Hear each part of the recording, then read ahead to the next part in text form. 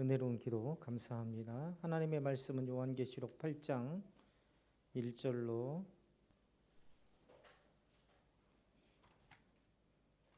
13절까지 말씀입니다. 요한계시록 8장 1절로 13절까지 우리 한 절씩 교독해 올리겠습니다. 8장 1절부터 일곱째 인을 떼실 때에 하늘이 반 시간쯤 고요하더니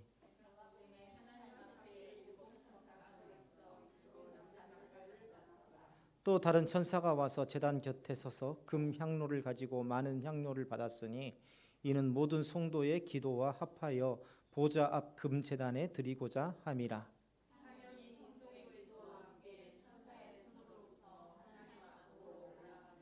천사가 향로를 가지고 제단에 불을 담아다가 땅에 쏟음에 우레와 음성과 번개와 지진이 나더라.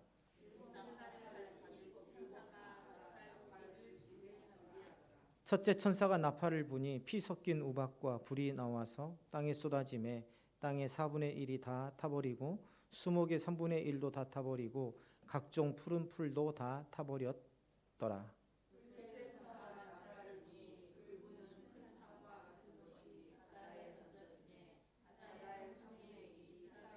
바닷 가운데 생명 가진 피조물들의 3분의 1이 죽고 배들의 3분의 1이 깨지더라.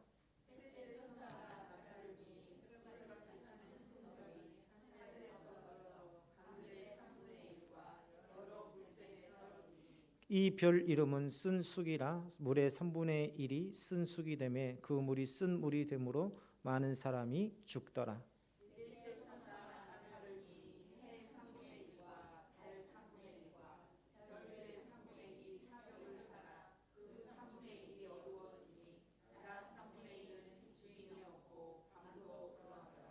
또 내가 같이 읽습니다. 또 내가 보고 들으니 공중에 날아가는 독수리가 큰 소리로 이르되 땅에 사는 자들에게 화가 있으리니 이는 새 천사들이 불어야 할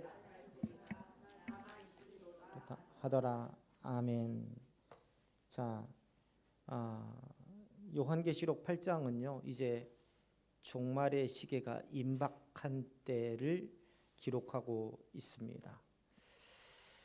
하나님의 마지막 경고가 나팔로 울려 펴지는 장면들이 나오고 있는데요. 여기에서 몇 번째 인이 떼어지는 순간, 일곱째 인이 떼어지는 순간에 하늘에는 반 시간쯤 고요함이 있었다. 자, 반 시간쯤 고요함. 반 시간쯤 고요함이 있었다라고 1절에서 기록하고 있습니다. 자, 이 반 시간 동안의 고요함, 이게 단순한 조용함이 아닙니다. 성경은요, 침묵을, 조용함, 침묵을 심판의 무거움 혹은 심판의 무게, 다른 말로 하면 심판의 엄중함이라고 할 수 있겠죠. 그냥 가벼운 것이 아니라는 겁니다. 심판이 왔구나 하고 듣고 또 올 것이다 라고 듣고 지나칠 그게 아니라는 겁니다. 나팔은 언제 불어요? 나팔은요 망루에서 적군이 새카맣게 몰려온 것을 볼 때 파수꾼이 나팔을 부는 겁니다. 이제 드디어 전쟁이 시작되었다라는 거예요. 시작될 것이다가 아닙니다. 이제 시작되었다라는 거예요. 그래서 그것은요, 이 전쟁이라는 것은 또 파수꾼이 나팔을 불었다는 것은 이제 누군가는 죽고 누군가는 큰 고통을 당하고 이게 서로 죽고 서로 죽이는 그러한 굉장히 무섭고 힘들고 또 겪지 않았으면 하는 것이 전쟁 아닙니까? 이것처럼 심판의 그 무거움, 심판의 그 엄중함을 이야기할 때의 성경은 바로 이 침묵 혹은 이 고요함에 대해서 언급했더라라고 이야기하고 있습니다. 자, 우리 성경을 한번 찾아볼까요? 하박국 2장 20절입니다. 하박국.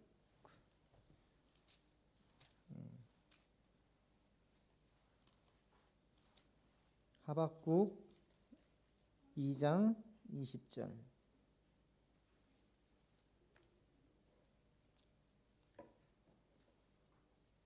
자, 누가 한번 읽어보실래요? 2장 20절. 하박국 2장 20절. 네.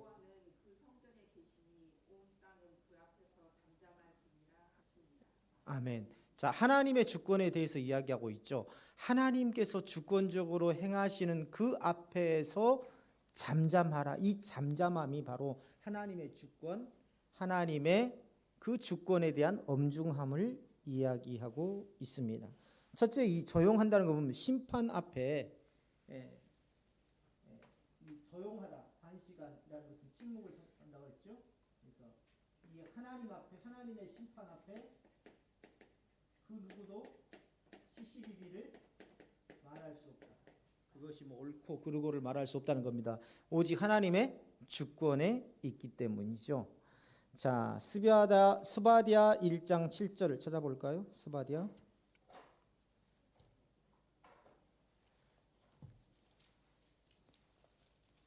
1장 7절.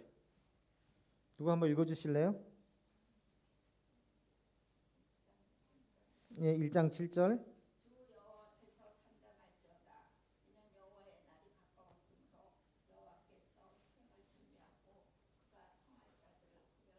예, 스바냐 선지자는 지금 하나님의 심판에 대해서 이야기하고 있고 그 심판 앞에 너희들은 잠잠하라라고 이야기하고 있어요. 그 반시간, 요한계시록의 1장에 8장 1절에 나오는 반시간은 바로 그런 의미입니다. 레위기 8장 14절. 예, 레위기가 아니라 예레미야서 8장 14절.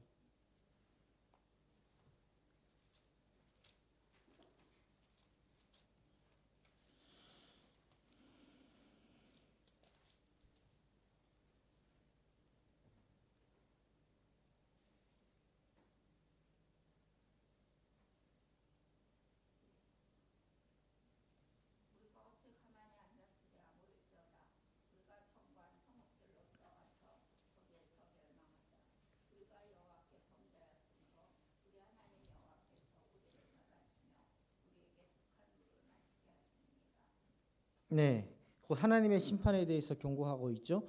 예레미야서 7장 34절 한번 보겠습니다. 7장 34절.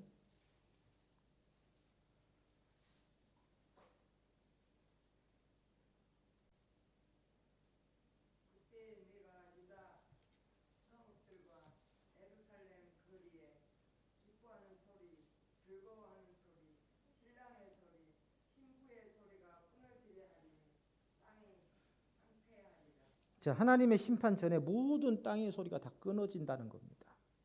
이게 바로 뭐예요? 요한계시록 8장 1절에 나오는 반시간이 의미하는 그러한 정적, 침묵의 시간입니다. 자, 심판의 서막이 시작됐다. 자, 혹은 뭡니까? 심판이 이제 확정되었다라는 의미이죠. 자, 이 고요함이 흐른 뒤에 하나님 앞에 7 천사가 서서 7 나팔을 붑니다. 2절에 보니까 이 나팔은 구약에서 경고와 소집. 예, 우리가 군대에서 나팔을 부는 것은 모여라는 거죠. 연병장에 소집 혹은 전쟁의 시작을 알릴 때 사용되었더라. 저기 성 밖에서 망루에서 볼 때, 파수대에서 볼 때에 적군들이 새카맣게 몰려오는 것을 보고 나팔을 불었죠. 자, 그래서 이 나팔은 뭡니까? 너희가 지금 개인적인 일들을 다 중단하고 이 전쟁에 대비하라는 거예요. 이건 뭐예요? 이제 명령이 떨어질 텐데 그 명령에 의해서 일사불란하게 움직이라라는 그런 신호입니다. 이것을 성경적으로 보면 어떤 말이냐? 이제 하나님의 심판 앞에 명령이 떨어질 텐데 너희들이 그 명령 앞에 주저하지 말고 즉각적으로 순종하라는 것이죠. 자, 그래서 이 7 나팔은요, 이 단순한 이런 나팔 소리, 어떤 신호로서의 소리가 아니라 하나님의 심판이 이제 일어난다, 시작되었다라는 것을 알리는 하나의 장치로서 지금 오늘 요한계시록 8장 1절에 기록되고 있다. 그리고 성경에서 이 나팔은 하나님의 권위를 의미하죠. 또 세상 속에서 구원의 길을 거부한 이들에게 주어지는 경고의 소리이기도 합니다. 자, 이때에 또 다른 천사가 3절에 보세요. 또 다른 천사가 금향로를 가지고 등장합니다. 자, 보좌 앞 금제단 곁에 서서 많은 향을 받았고, 자, 이 향은 모든 성도의 기도와 함께 하나님 앞에 드려집니다. 자, 3절에 보면 향이 나오고 그 다음에 뭐가 나옵니까? 성도의 기도가 나오고, 그 다음에 그 밑에 보면 또 뭐라고 나오죠? 향연이 나옵니다. 이 세 가지가 나와요. 자, 이 향은 성결과 중보의 상징입니다.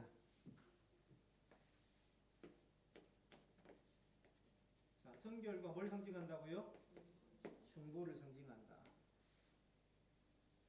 자, 성결과 중보하면 누구를 가리키는 것 같아요? 죄 없으신 예수 그리스도, 성결하신 분, 또 중보자이신 예수 그리스도를 가리킵니다.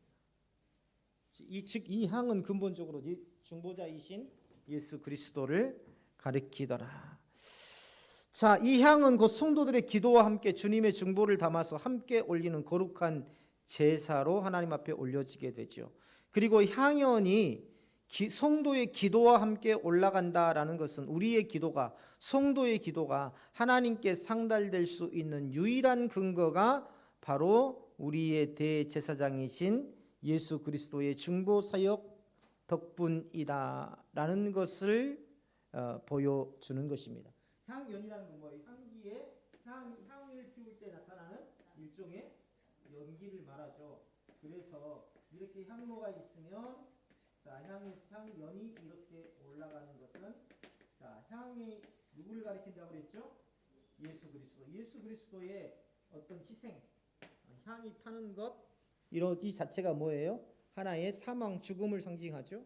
그래서 예수 그리스도의 희생이, 이 중보자이신 예수 그리스도의 희생이 하나님께 올라감으로 성도의 기도가, 성도의 간절한 소망과 함께 하나님 앞에 올려지더라는 것입니다. 자, 이 기도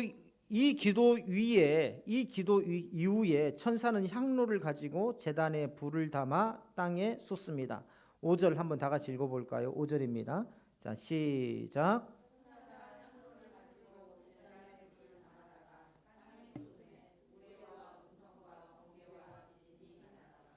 자, 구약에서요. 자, 하나님의 임재와 심판이 임할 때 나타났던 현상이 바로 뭐냐면 오늘 5절에 나타나는 그러한 현상입니다. 자, 땅이 쏟음에 우레와 음성과 번개와 지진이 나타나더라. 자, 심판이 임했을 때 나타나던 현상이에요. 출애굽기 19장 16절을 한번 볼까요? 출애굽기 19장 16절.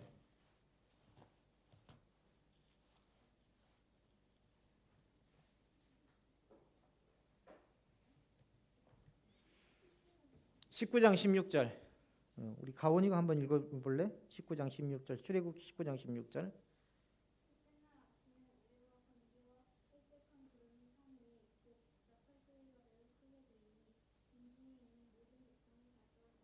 자, 아멘. 자, 이 나팔 소리는 여기에서 하나님의 주권의 엄중함, 아까 이야기했었죠?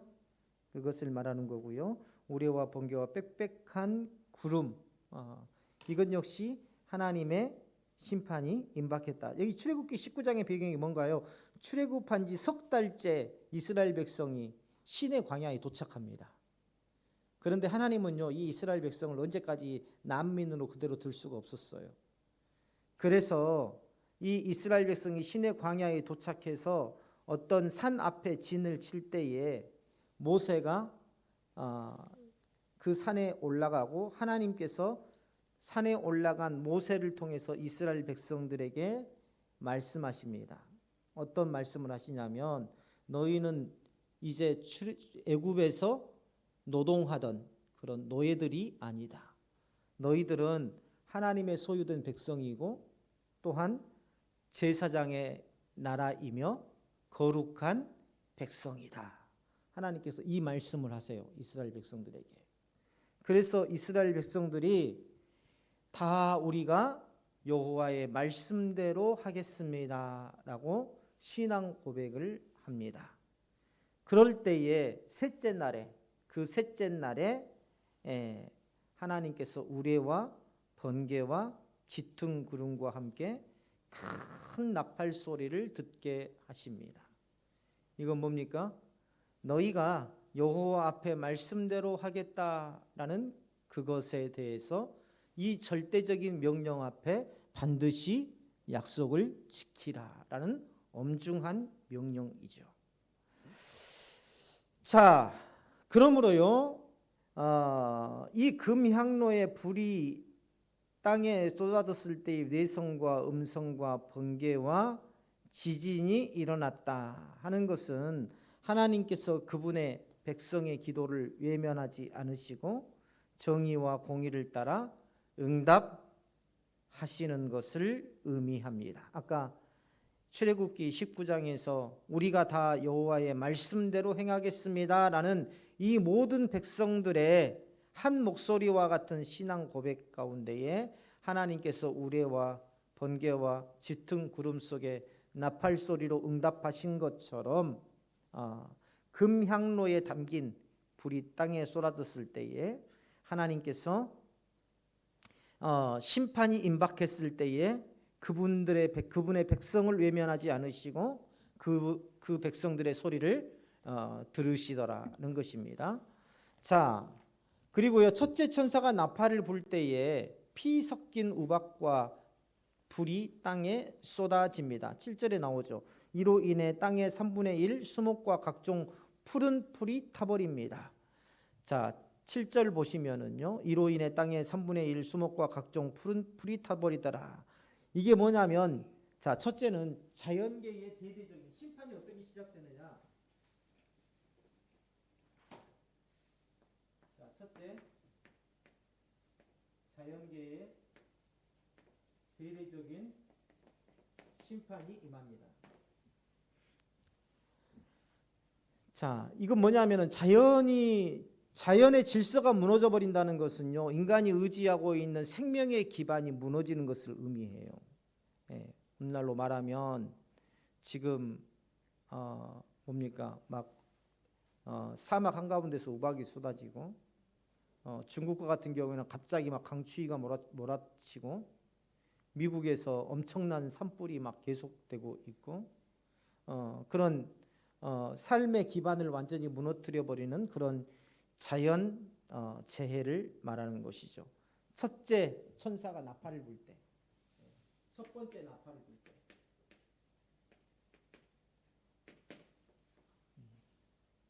자연계의 질서가 완전히 무너지는 것입니다. 자, 그리고요, 둘째 나팔이 불 때, 어떻게 되고 있어요? 8절 9절 다 같이 한번 읽어볼까요? 시작.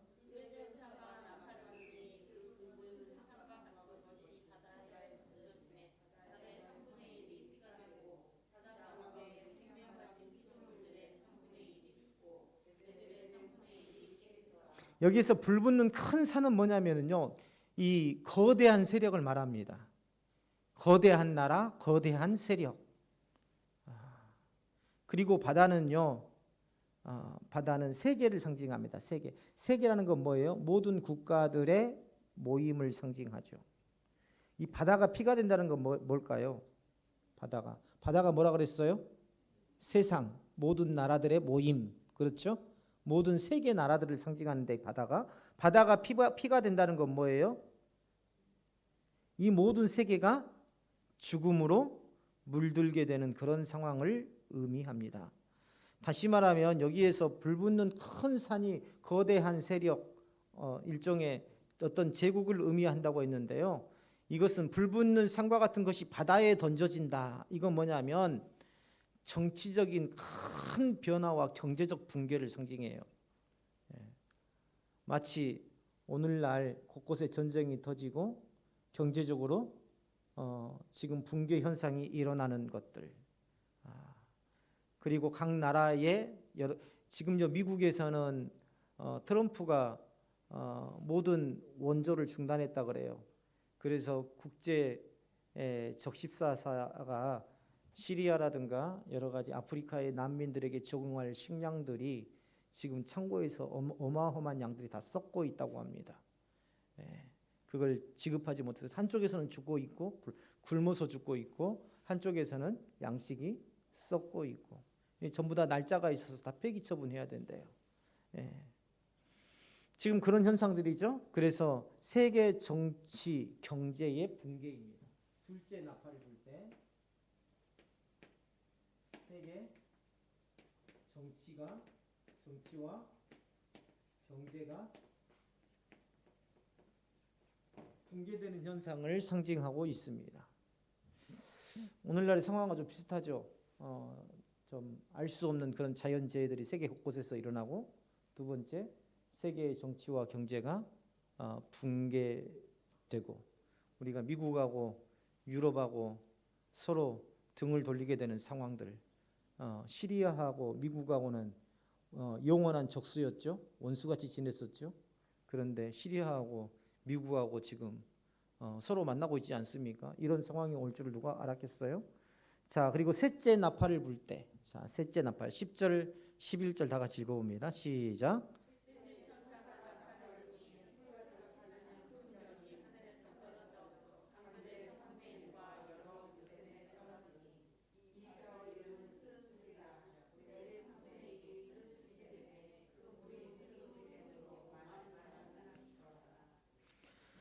자, 여기에서 별의 이름은 뭐라고요? 쑥이라였고 물의 3분의 1이 쓰게 되어 많은 사람이 죽게 되었다 말합니다. 이건 뭘 말하냐면 진리의 말씀을 오염시키는 거짓 선지자의 출현을 말하는 거예요. 횃불이 타는 큰 별이 하늘에서 떨어져 강들과 물샘에 떨어진다. 이건 거짓 선지자의 출현으로 인해서 거짓 선지자가 진리를 왜곡시키고, 자, 강과 물샘은 뭘 말하는 거냐면 강과 물샘은 강들과 물샘에 떨어진다고 그랬죠. 큰 별이. 그게 뭐냐면 강과 물샘은 하나님의 말씀이 선포되고 있는 교회를 상징합니다. 교회를 상징해요. 그런데 이곳에서 떨어진 쑥은 뭡니까? 거짓 복음, 진리의 말씀을 쓴 것으로 바꾸어서 사람들의 영혼을 죽이는 거짓 선지자를 말하는 거예요. 그래서 뭡니까? 그 왜곡된 거짓 선지자의 그러한 메시지에 교회가 유혹을 받고 교회가 타락하게 되는 경우를 이야기합니다. 다시 말하면 큰 세력 이단의 출현과 교회의 타락. 이단 세력의 등장과 교회의 타락. 이제 좀 이따 절별로 강의할 때 보면 알겠지만 어둠의 시대가 찾아옵니다. 다시 말하면 세계 정치와 붕괴가 되고 믿음의 암흑기가 찾아옵니다. 그러니까 이단 세력은 우리가 알고 있는 지금 이단, 뭐 신천지나 이런 것을 가리키는 것일 수도 있지만 이게 교회 안에 들어온다는 건 뭐예요? 말씀이 왜곡된다는 겁니다. 말씀이 왜곡되어서 이제 진리를 분별할 수 없는 세대, 그리고 더 이상 믿음이라고 할 수 없는 영적 암흑기가 도래한다라고 이야기하고 있는 거예요. 자, 그 다음에 네 번째, 넷째 나오는군요. 제가 언제 해버렸네요. 네 번째 12절 한번 읽어볼까요? 12절. 자, 12절 시작.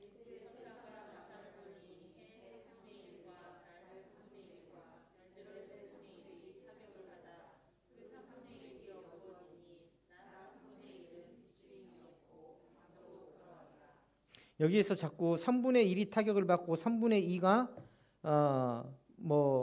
3분의 1이 타격을 받는다 그랬는데 3분의 2가 무상하는 게 아닙니다. 아무 일 없는 게 아닙니다. 3분의 1이 타격을 받는다는 것은 이 숫자적 의미보다도 뭐냐면 하나님의 심판이 실제로 시행되었고 하나님의 심판에 의해서 실제적으로 누군가가 죽임을 당하거나 고통을 받는다는 거예요. 이건 뭐냐면 아직 3분의 2가 건재하다는 거죠.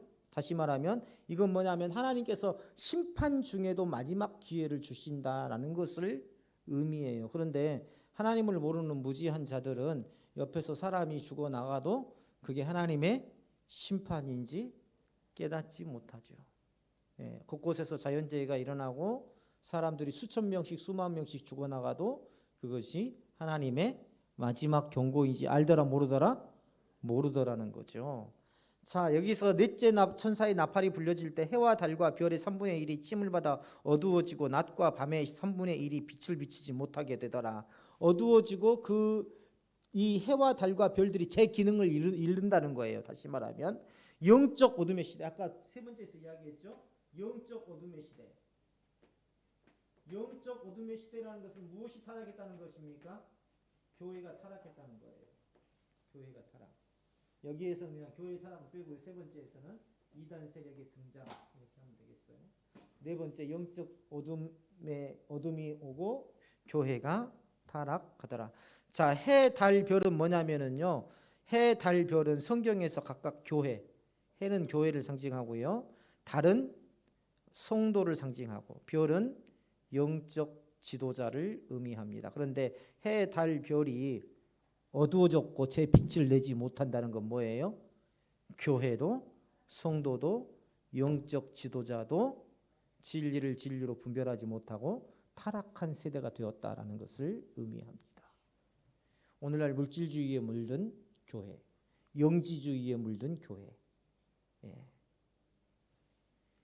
복음의 빛이 어두워지고 교회가 본연의 사명을 잃게 되는 세대. 우리가 지금 겪고 있잖아요. 한국 교회가 정치에 관여하고 서로의 후보들을 지지한다고 성명을 발표하고. 자, 그리고 이제 보니까 뭡니까? 독수리가 큰 소리로 외쳐요. 큰 소리로 뭐라고 외쳐요? 13절 다 같이 읽어볼까요? 시작.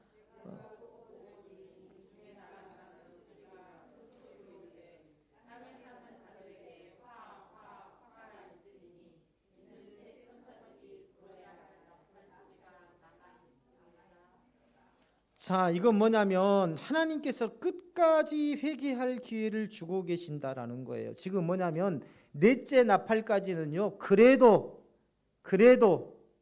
소망이 아직 있는 거예요.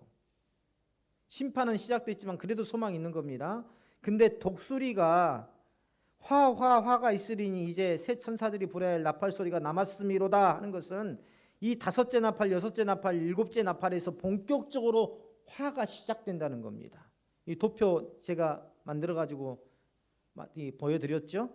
나눠드렸죠. 거기에 보면 본격적인 심판, 본격적인 화라는 건 뭐예요? 직접 모든 사람들이 당하게 되는 것을 이야기하는 거죠. 자, 우리 절별로 한번 볼까요? 1절부터 제가 이제 쭉 대략적으로 정통교회에서 어떻게 해석하는지를 처음부터 끝까지 쭉 훑어드렸습니다. 자, 1절부터 우리가 한번 이제 비교해 볼게요. 빠르게 나가 보겠습니다. 1절 다 같이 읽어봅니다. 시작. 자, 여기서 반 시간쯤 아까 배웠었죠? 심판 전에 잠정적인 침묵, 무거운 침묵의 시간, 심판의 무거움 이런 것을 상징한다라고 했어요. 예전에요. 부모님이 회초리 때리기 전에 탁 방바닥에 회초리를 놓습니다. 그리고 탁 무릎 꿇고 앉고 아무 말 하지 않고 탁 눈 감고 계세요. 때리기 전에. 그 정적이 얼마나 무서운지 차라리 빨리 맞았으면 하는 생각이 들 정도로 그 심판이 시간이 몇 초에 불과하지만 굉장히 무섭죠. 그것처럼 굉장히 심판의 무거움을 상징한다. 그런데 이단 신천지에서는 이 시간쯤을 뭐라고 하냐면 반 시간이면 몇 분이에요? 30분이라고 이야기합니다. 그리고 실상에서는 6개월이라고도 해요. 그래서 시간으로는 30분을 말하는 것이고 또 혹은 6개월, 실상에서는 6개월을 말하는 것이다. 그래서 이 반 시간 동안의 고요함은 뭐냐면 예전에 이만희가 신천지를 만들기 전에 있었던 곳이 어디라고 했죠? 기억하세요? 유재열이가 만든 장막성전이라고 그랬죠. 그래서 자, 이 장막 성전이 배도하고 하나님 앞에 배도하고 자, 이 배도하는 건 뭐예요? 우상 숭배했다는 겁니다. 우상 숭배. 그래서 이 가증한 것. 성경은 이 우상 숭배를 가증한 것이라고 하죠. 그래서 미운 물건 혹은 또 성경에는 미운 물건이라고 해요. 미운 물건. 이것을 보고 이만희가 내가 이 장막성전의 배도를 보면서 타락을 보면서 내가 올바른 교회를 세워야 되겠다라고 준비한 기간이 바로 6개월이라는 겁니다. 자신이 올바른 진리의 말씀을 전하기 위해서 준비한 기간이 6개월, 그 기간을 말한다. 반 시간쯤의 정적이라는 것은 자신이 진리의 말씀을 전하기 위해서 준비한 시간이라고 이야기합니다. 자, 이 30분이라는 문자적 해석은요, 요한계시록의 상징적인 이 해석을 무시한 방식이고요. 또 시간을 6개월이라고 하는 것은 자의적이고 자신의 형편에 맞추기 위한 그런 해석이죠. 그래서 성경 본문에서는요, 어떤 시간적인 환산에 대해서 말해주지 않습니다. 지난번에도 14만 4천에 대해서 이야기했지만 이게 어떤 숫자 개념을 성경은 이야기하고 있는 게 아니라고 말씀을 드렸습니다. 자, 그 다음에 8장 2절 한번 보겠습니다. 2절 자 읽어보겠습니다. 시작.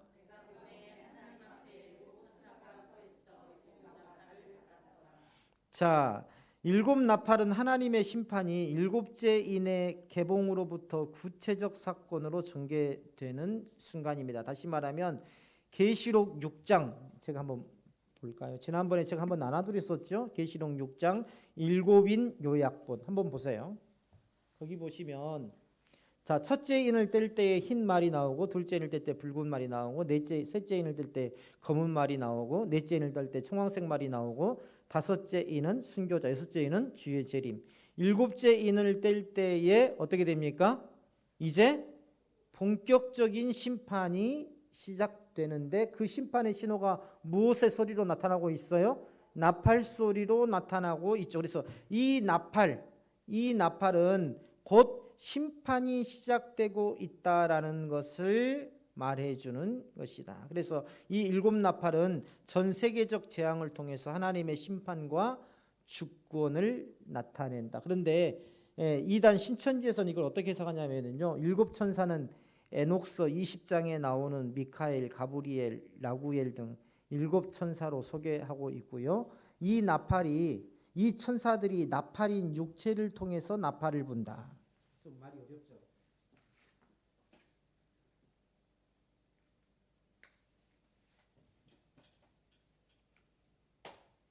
자, 에녹서 20장을 근거로 해서 신천지 이단에서 말하는 겁니다. 근거로 해서 자, 미가엘이나 그 다음에 가브리엘이나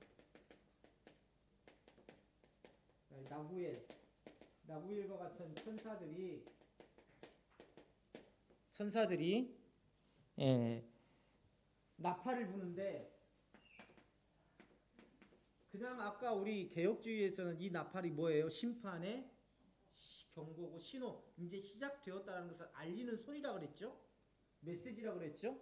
알리는 메시지. 그런데 이 천사들이 이 나팔을 신천지에서 뭐라고 이걸 육체라고 이야기합니다. 육체. 다시 말하면 천사들이 이 육체를 통해서 심판의 경고를 하는 거예요. 네. 다시 말하면 개혁주의에서는 이 나팔은요, 직접적인 그리고 하나님의 직본적인 심판입니다. 그런데 이 신천지에서는요, 이 나팔은 곧 뭐예요? 육체예요. 이 육체를 통해서 마지막 심판에 대해서 하나님께서 알리신다는 겁니다. 그런데 이 육체는 곧 누굴까요? 예, 이만희를 이야기하려고 그러는 겁니다. 이만희. 그래서 하나님께서 마지막 때에 이만희를 심판을 알리는 하나의 메시지를 전하는 그런 나팔로 사용하신다라고 말하기 위해서 이 나팔을 천사들의 나팔로, 천사들이 사용하는 나팔, 그 천사들이 사용하는 나팔이 뭐라고요? 육체고 그 육체가 곧 누구다? 예, 교주 이만희다라고 이야기를 하고 있습니다. 그래서 이 나팔은 곧 신천지에서는요, 이만희라고 직접적으로 말하지 않아요. 직접적으로 말하지 않아요. 교리서에 보면, 신천지 교리서에 보면 이만희라고 말하지 않아요. 뭐라고 하냐면 약속의 목자라고 합니다. 약속의 목자가 누구예요? 신천지에서는 자기잖아요. 이만희잖아요. 그렇죠. 예. 자, 여기에서 우리가 에녹서가 어디서 나오느냐? 에녹서가 여기서 하나 짚고 넘어갈게요. 좀 알고 가셔야 되니까. 자, 진리의 말씀을 전한다고 하는 신천지, 그렇죠. 자기들만이 진리라고 이야기하잖아요. 그런데 아까 지금 일곱 천사가 부는 나팔에 대해서 이야기하면서 어느 성경을 근거로 했다 그랬어요? 에녹서를 근거로 했다 그랬어요. 이 에녹서가 뭐냐면은요, 에녹이 어디에 나오냐면 창세기 5장에 에녹이 나옵니다. 근데 그 에녹이 하늘로 올라가서 본 하나님 나라의 세계와 그 다음에 종말의 심판에 관한 계시를 기록한 책이 바로 에녹서예요. 요한계시록이 요한이 천사한테 들려 올라가서 하나님의 나라를 보고 하나님이 그 모든 만물들이 하나님을 찬양하는 것을 보면서 마지막 때의 심판을 본 것처럼 에녹이 창세기 5장에 나오는 그 에녹이 요한과 같은 비슷한 경험을 하고 나서 기록한 책이 에녹서라고 주장을 합니다. 그래서 마지막 날에 악인과 의인들의 심판에 대해서 기록한 책이 바로 에녹서예요. 근데 에녹서는 뭐냐면 위경입니다. 위경. 예, 위경. 자, 우리가 말하는 성경은 구약이 몇 권이에요? 59권이요? 39권. 신약이 몇 권이에요? 20권이요? 27권. 모르시는 분 없죠? 구약 39, 신약 26. 그런데 아는 거 물어보려고 제가. 그래서 이것을 뭐라고 하냐면 이걸 정경이라고 합니다. 정경. 캐논, 정경이라고 해요. 정경이라고 하는데 이 구약은 AD 90년경 양리아 회의에서 구약 39권만이 정경이다 하고 결정을 했어요. 이 구약 39권이라는 것은요, 한글 성경을 말하는 게 아닙니다. 히브리어 성경 39권을 정경으로 채택한 거예요. 그 다음에 이 신약은요, AD 397년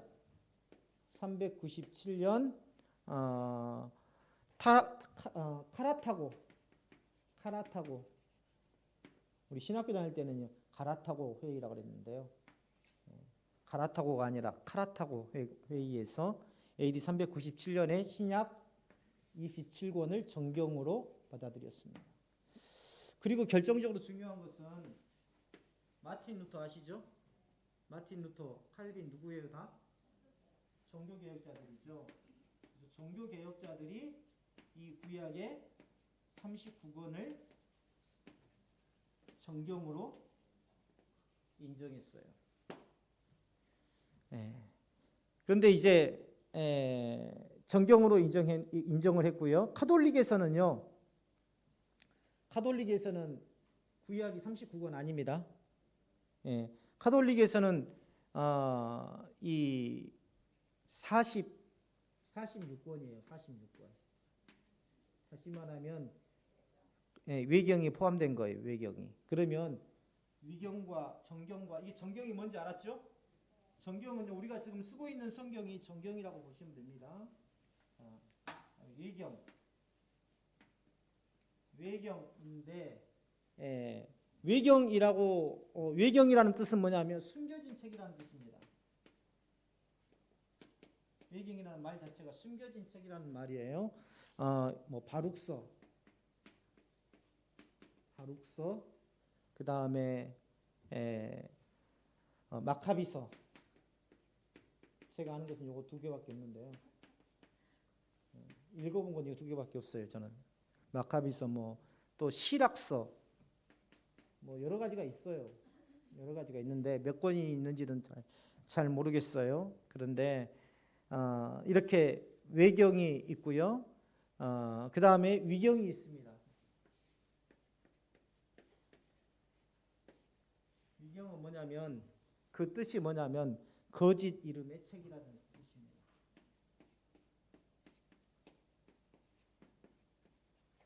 자, 이 위경은요, 영지주의, 다른 말로 말하면 신비주의와 관련되어 있어요. 그래서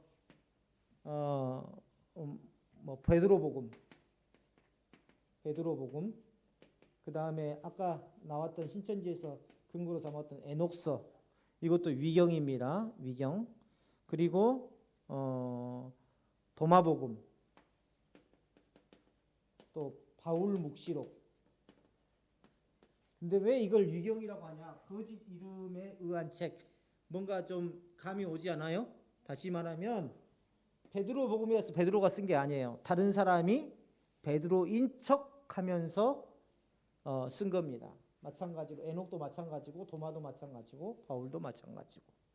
그래서 성도들의 마음을 교란시키기 위해서 쓴 책이 바로 위경.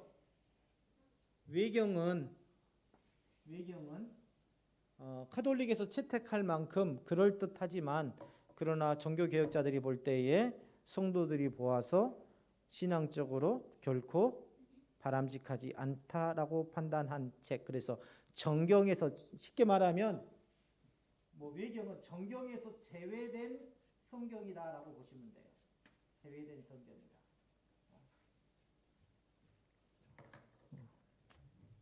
그래서 뭡니까? 진리를 주장하면서 위경인 에녹서를 근거로 삼는 것 자체가 뭐예요? 잘못된 것이죠. 그렇죠? 자, 그 다음에 3절 4절입니다. 다 같이 한번 읽어볼까요?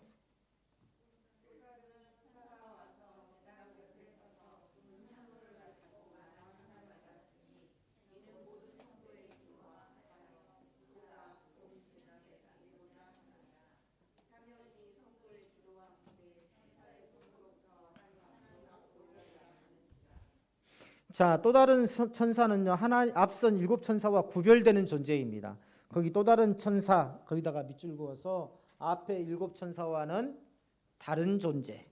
그래서 금향로, 그 천사가 금향로의 향과 성도의 기도를 담아서 하나님 보좌 앞 금제단에 올리죠. 여기에서 향은 예수 그리스도의 뭐라고 그랬어요? 희생이고 중보를 의미한다. 그리고 성도의 기도는 앉아서 예수 그리스도의 이름으로 기도합니다. 이것만 기도가 아니에요. 성경에 보면은요, 환난 중에 부르짖는 것, 하나님 나 아파 죽겠어요, 나 좀 고쳐주세요, 아파서 비명을 지르는 것, 이것도 하나님께서 뭘로 들으신다? 기도로 들으신다. 그들의 울부짖음, 그들의 부르짖음을 들으시고 하나님께서 응답하사, 이것도 기도로 들으신다는 거예요. 그래서 계시록 22장 20절, 계시록 12장 2절에 보면 그런 이야기들이 나옵니다. 그런데 여기에서 신천지 이단은요, 금향로를 뭐라고 하냐면 약속한 목자의 마음이래요.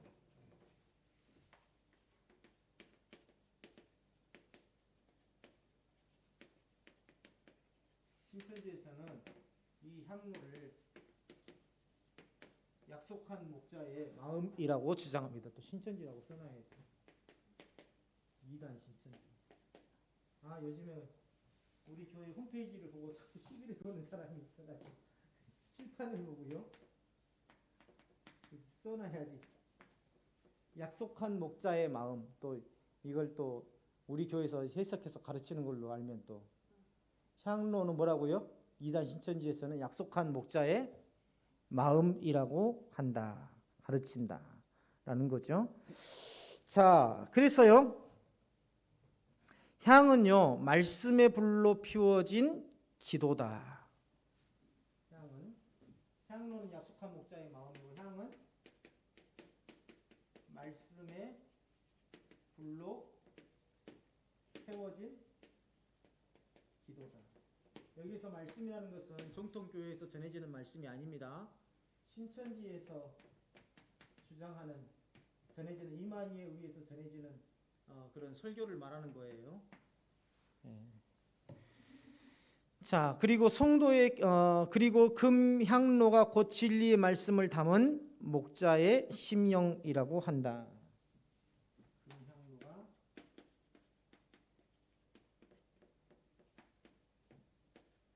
목자의 마음에 담긴 성도의 기도. 자, 여기서 뭘 향로, 금향로 여기에서 뭔가 이상한 점 못 찾으셨어요? 아까 개혁주의에서는 뭐라 했어요? 향은 예수 그리스도의 중보와 희생을 가리키고 향연은 곧 예수 그리스도의 희생을 통해서 성도의 기도가 하나님 앞에 상달된다라는 것을 의미한다고 그랬죠. 그런데 여기 보세요. 향로는 약속한 목자의 마음이고 향은 신천지에서 말씀의 불로 태워진, 다시 말하면 다른 기도는 안 된다는 겁니다. 오직 신천지에서 그 이만희의 설교를 들은 사람의 기도가 올려지는데 어디로 올려지느냐? 하나님 앞에 올려지는 게 아니에요. 어디로 담겨집니까? 금향로가 뭐라 그랬어요? 목자의 마음에 담긴 성도의 기도. 다시 말하면 금향로에 이 성도의 기도가 담겨지는데 그 성도는 신천지의 말씀을 들은 자들의 기도를 말하는 거고요. 그게 어디에 담긴다고요? 목자의 마음에 담긴다는 겁니다. 아까 약속의 목자가 누구라고 했어요? 신천지 교주 이만희라고 그랬잖아요. 그러면은 결국은 뭐예요? 본인이 하나님이라는 겁니다. 본인이 하나님이라는 거예요. 직접적으로 본인이 하나님이라고 말은 하지 않지만 성도의 기도가 목자의 마음에 담긴다는 거예요. 향로는 목자의 마음이고 금향로가 바로 목자의 마음에 성도의 기도가 담긴다. 성도의 기도가 누구에게로 간다? 다 목자인, 약속의 목자인 이만희에게로 올려진다라는 것을 말하고 있는 겁니다. 자, 기도는요, 목자의 심령에 담기는 게 아니죠. 우리가 이야기 잘 알듯이 기도는 누구에게로 가요? 하나님에로 가고 누구의 이름으로? 중보자이신 예수 그리스도의 이름으로 가는 겁니다. 약속한 목자가 금향로라는 주장은요, 전혀 성경적인 근거가 없죠. 자, 그 다음에 5절, 6절 다 같이 한번 읽어봅니다. 5절, 6절. 자, 시작.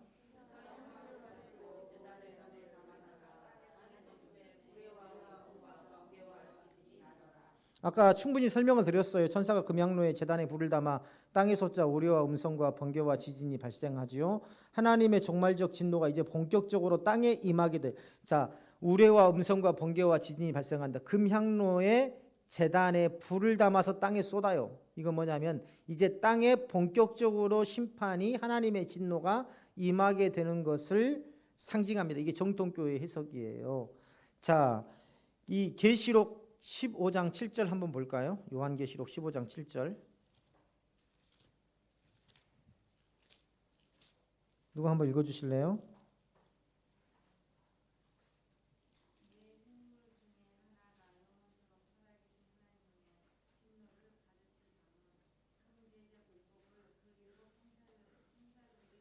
자, 여기도 비슷한 말씀이 나오죠. 하나님의 진노를 담았다고 그랬어요. 그렇죠? 여기에는 뭐예요? 금향로에 제단의 불을 담아 땅에 쏟자. 그러면 제단의 불이라는 게 곧 뭘 말하는 겁니까? 하나님의 진노를 말하는 거예요. 지금 요한계시록 15장 7절에 의하면 하나님의 진노고, 그것을 누구에게 줬어요? 7 천사들에게 줬대요. 그리고 요한계시록 16장 8절 한 장 넘겨서 안 넘겨도 되나요? 16장 8절 한번 읽어보실래요?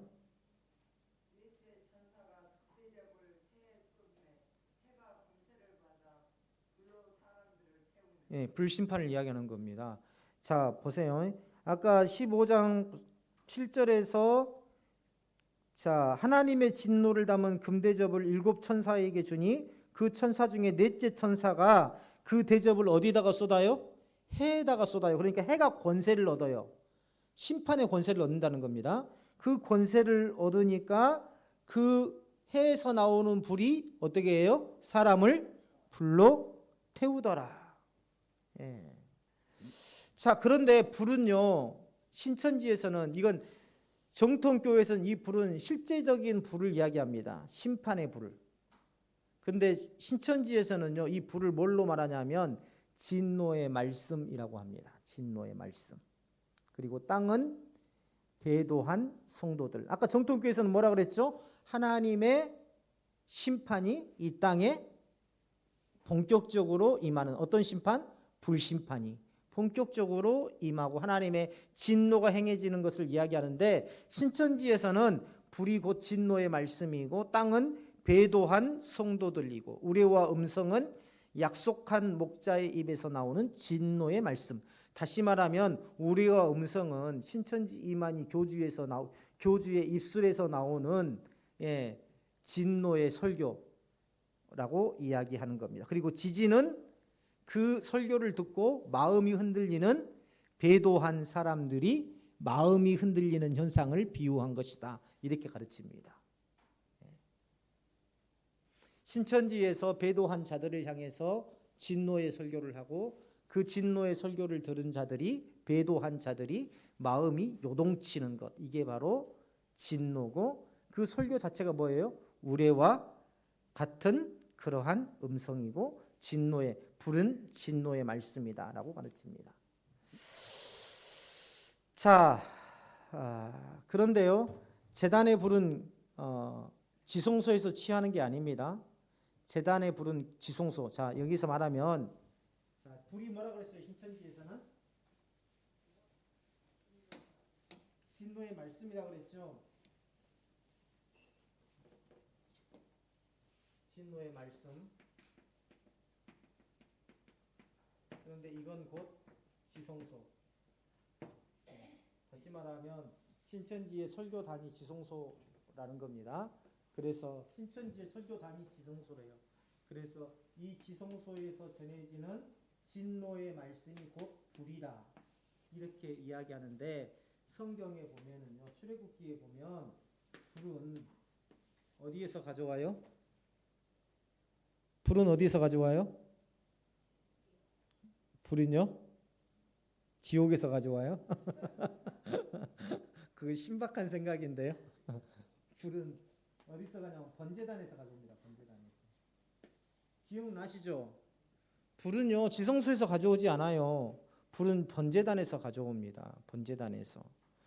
자, 그게 어디에 나오냐면 레위기 16장 12절 한번 찾아볼까요? 레위기 16장 12절.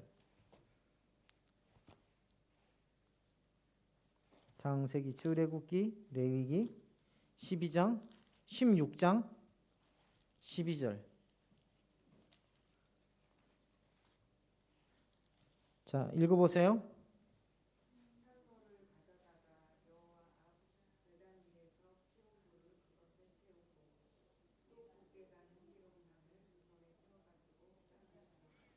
자, 여호와 앞 제단 위에서, 여호와 앞 제단 위라는 것은 번제단을 가리킵니다. 그리고 여기에서 향로를 가져와 가지고 여호와 앞 위 제단 위에서 그 불을 취해서 어디로 들어가요? 휘장 안으로 들어간다는 건 뭐예요?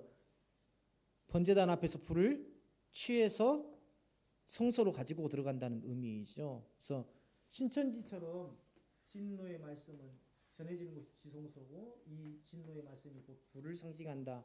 이 자체가 지금 틀린 겁니다. 구조적으로 맞지 않는 거예요. 성경적으로 봤을 때 불은 어디에서 취한다? 번제단. 다시 말하면 성소의 바깥에서 있는 번제단에서 불을 취한다라는 것을 성경이 분명히 기록하고 있습니다. 자, 교주에서 나오는 그러한 진리의 말씀이 아니죠. 그 다음에 7절 읽어보겠습니다. 7절 시작.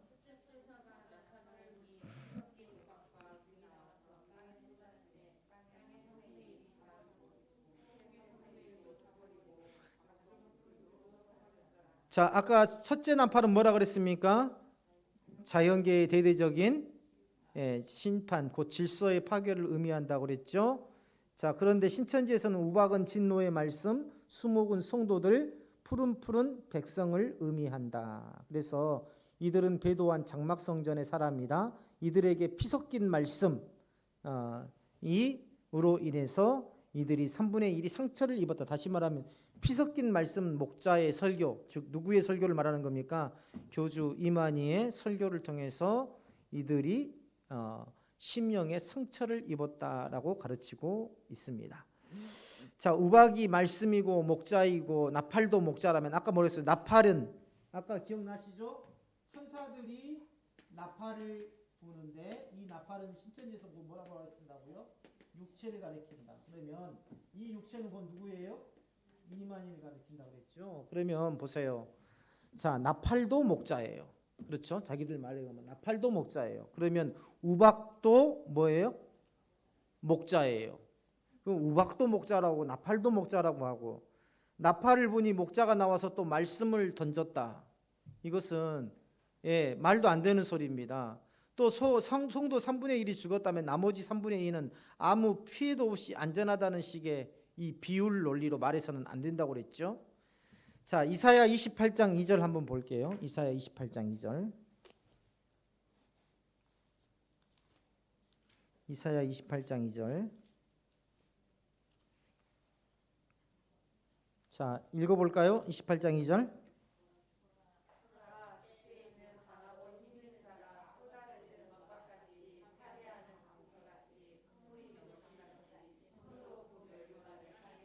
이게 신천지가 가르칠 때예요. 여기에서 이 말씀을 근거로 자기가 우박이라고 하는 겁니다. 목자라고 하는 거예요. 보세요. 보라, 주께 있는 강하고 힘 있는 자가 누구겠어요? 신천지에서 이만희를 가리킨 겁니다. 그 자가 쏟아지는 우박같이 파괴하는 광풍같이 큰 물이 넘친같이 손으로 그 면류관을 땅에 던지리니. 이것은요 뭐냐면 하나님의 이 군대, 다시 말하면 하나님께서 군대를 보내셔서 직접적인 심판을 행하시는 것을 그 누구도 막을 수 없는 그러한 심판인 것을 말하고 있는 거예요. 어떤 한 사람의 말씀, 한 사람의 설교를 이야기하고 있는 게 아닙니다. 예레미야서 23장 19절 한번 볼까요? 예레미야서 23장 19절.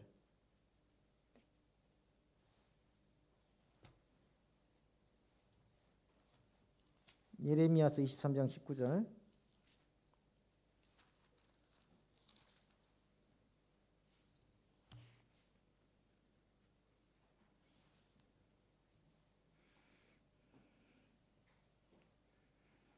자, 읽어볼까요? 시작. 보라, 여호와의 노여움이 일어나 폭풍과 해오리 바람처럼 악인의 머리를 칠 것이라. 피할 수 없는 하나님의 심판을 말하고 있는 겁니다. 이사야 28장 2절은요. 신천지 이만희에 의해서 전해지는 설교가 피할 수 없는 하나님의 심판은 아니잖아요. 그렇죠? 듣고 싶지 않으면 귀를 막으면 됩니다. 가지 않으면 됩니다. 얼마든지 피할 수 있어요. 그런데 이사야 28장 2절 아까 우박과 같이 광풍과 같이 이것은 사람을 이야기하는 것이 아니라 피할 수 없는 하나님의 주권적인 심판을 이야기하는 것이에요. 그런데 이 이사야 28장 2절에서 나오는 그 우박과 같은 자, 이것을 신천지에서는 교주 이만희라고 이야기를 합니다. 그 다음에 8절 9절 시간이 없으니까요 안 읽고 넘어가겠습니다. 자, 아까 뭐라고 그랬죠? 불붙는 큰 산과 같은 것이 바다에 던져지고 바다의 3분의 1이 피가 되고 바다의 생물 3분의 1이 죽으며 배들 3분의 1이 파괴된다. 자, 산은 거대한 뭐라 그랬어요? 하나의 세력을 말한다고 그랬죠. 바다는 세상 전체, 세계 전체를 말한다고 그랬어요. 배는요 뭐냐면 경제 시스템을 말하는 겁니다. 배. 예전에 고대 사회에서 배는요 각 나라를 교역하면서 막대한 부를 축적할 수 있는 경제적 도구였어요. 그래서 배가 파괴된다는 것은 이 세계의 전쟁과 기근과 그러한 여러 가지 재해들로 인해서 경제가 붕괴되고 세상이 어지럽게 된다라는 것을 의미합니다. 그런데 이단 신천지에서는 큰 산은 장막성전, 산이 바다에 던져졌다는 것은 장막성전이 끝났다라는 것, 세상으로 쫓겨났다라는 것을 의미한다라고 가르치고 있어요. 자, 그런데요 계시록 21장 10절 보세요. 오늘은 여기까지만 하겠습니다. 계시록 21장 10절. 이건 중요한 거라서 꼭 짚고 넘어가. 21장 10절. 자, 다 같이 읽어볼까요? 시작. 성령으로 나를 데리고 크고 높은 산으로 올라가 하나님께로부터 하늘에서 내려오는 거룩한 성 예루살렘을 보이니. 자, 아까 신천지에서는 거룩한 산이 뭘 가리킨다 그랬어요? 멸망받은 심판받은 세상으로 쫓겨난 장막성전을 이야기한다 그랬죠. 그런데 계시록 21장 10절에 보면은요 성령이 크고 높은 산으로 올라가서 하나님의 거룩한 성 예루살렘을 보여준대요. 이거 뭐냐면 크고 높은 산에서 뭐예요? 하나님의 거룩한 예루살렘을 보게 된 거예요. 그런데 신천지는 거룩한 산이 그 크고 높은 산이 뭐라고요? 멸망받은 장막성전이라고 해석을 한다는 거죠. 이것은 성경으로도 맞지 않는 것이다 하는 것을 알 수 있습니다. 다시 말하면 크고 높은 산에서 새 예루살렘이 보여지는데 동일한 원리로 해석한다면 배도한 산에서 거룩한 성을 본다는 이상한 모순에 빠지게 되는 겁니다. 그렇죠? 자, 신천지에서는 이 크고 높은 산을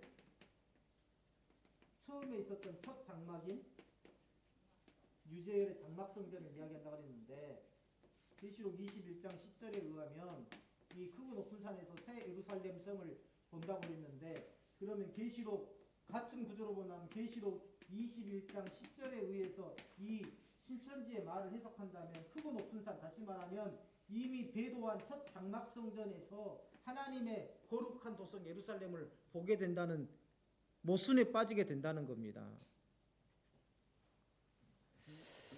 자, 오늘 여기까지 하겠습니다. 계시록 8장 10절부터는 다음 시간에 하겠습니다.